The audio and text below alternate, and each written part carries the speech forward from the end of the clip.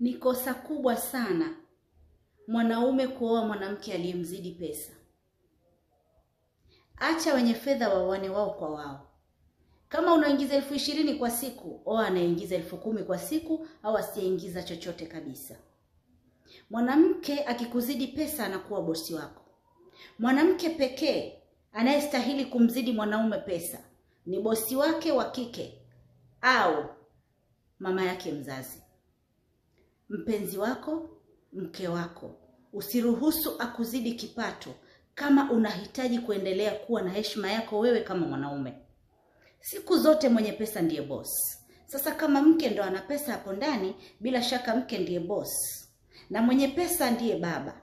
Kama mke wako amekuzidi pesa, yeye ndiye baba na wewe ni mama. Mwanaume, hakikisha unailinda heshima yako kwa vitendo. Tafuta fedha yako, hakikisha unautawala uchumi wa nyumba yako. Usiruhusu mwanamke wako ahudumie familia. Pambana, chukua ambaye umemzidi uwezo, ili uendelee kuwa na heshima. Mwenye mamlaka ndiye baba. Mwenye mamlaka ndiye kiongozi, na mamlaka ni fedha. Usikubali kuzidiwa pesa na mkeo. Na ukiona anakuzidi pesa, tafuta ambaye yuko chini.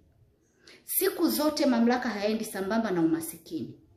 Mamlaka ni pamoja na kuwa na fedha, kuwa na uchumi ambao umesimama. Hayo ni mamlaka makuu.